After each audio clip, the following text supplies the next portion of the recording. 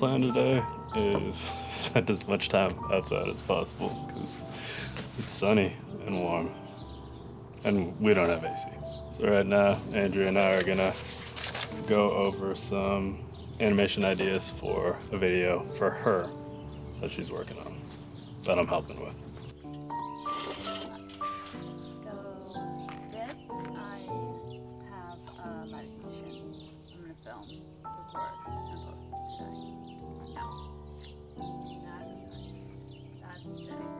This is an example of what a birth chart looks like, just so that you could see if you kind of put them like that. Okay.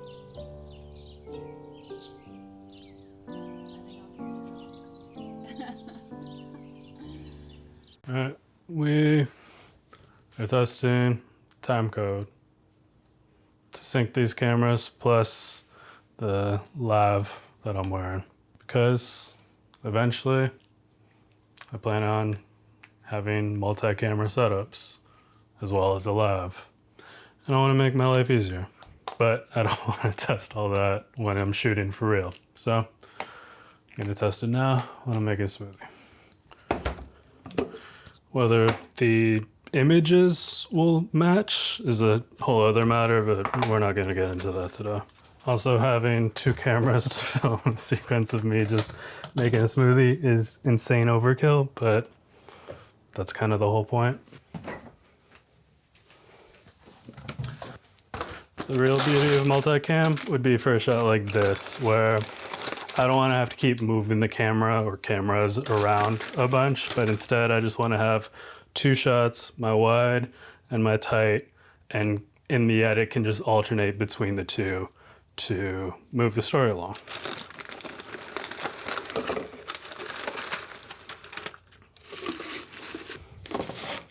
It's way too messy.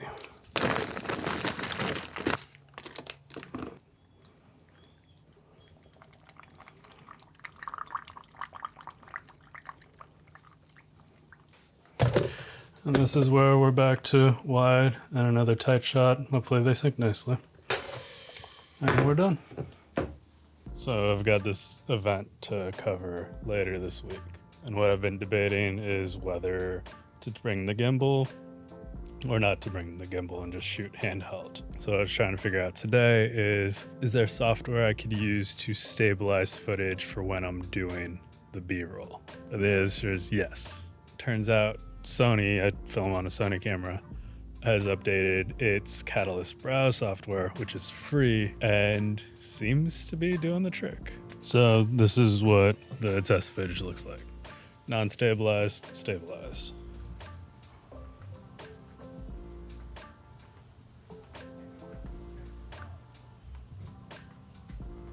Like, yeah, there is a crop, but for event B-roll, I like filming a bit tighter just to fill the frame because there's so much to usually fill the frame with.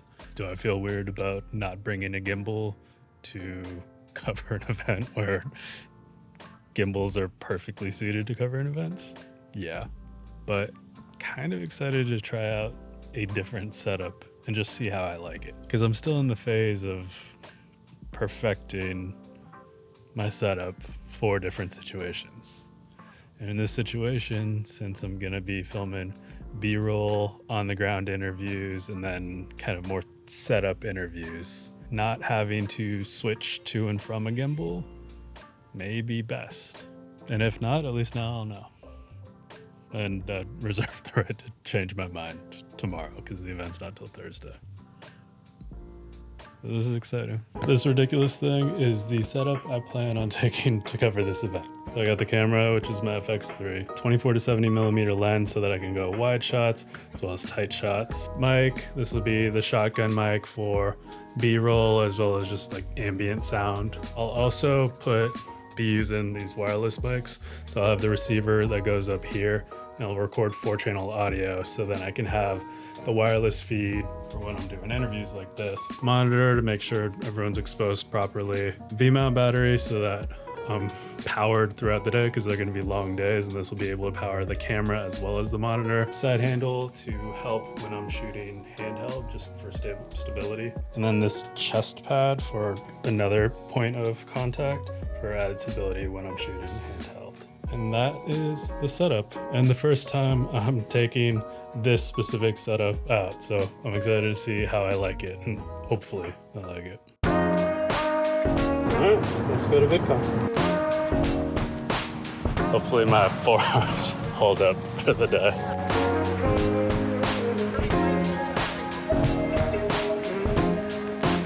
In addition to interviewing folks here, I also have to make sure to remember to record some talking parts so that I can edit together a video to post tomorrow.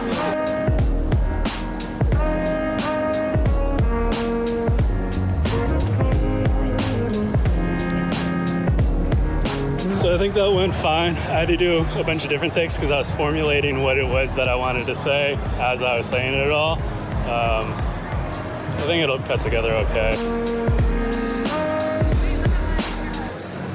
So I don't know when this happened, but at some point today, I guess I changed the settings on the Blackmagic camera app on my phone. So that's why some of this footage looks weird. Hopefully it looks better now. As long as the footage I'm recording for the work video is fine, I'm okay with this being weird. But again, hopefully it's good now. All right, let's talk about this setup and how I'm liking it. I'm liking it. One, it looks intense, so people don't really question me filming, and if anything, are kind of excited to be in shots because they think, oh, this must be for some high-class video, I guess.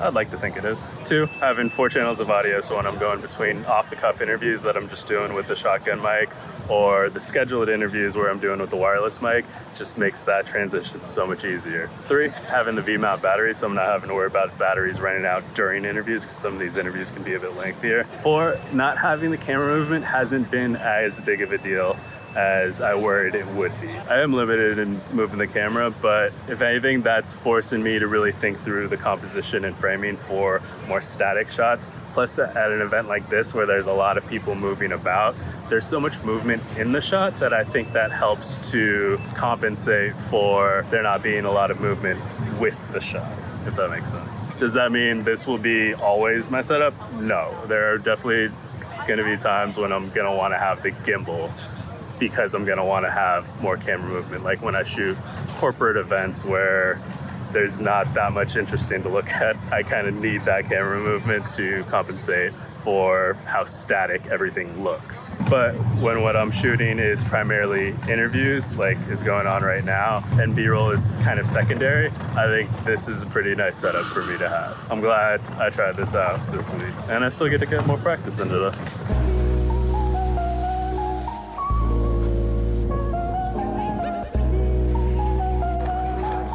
So what I need to do before this first interview is get the white balance and exposure all set.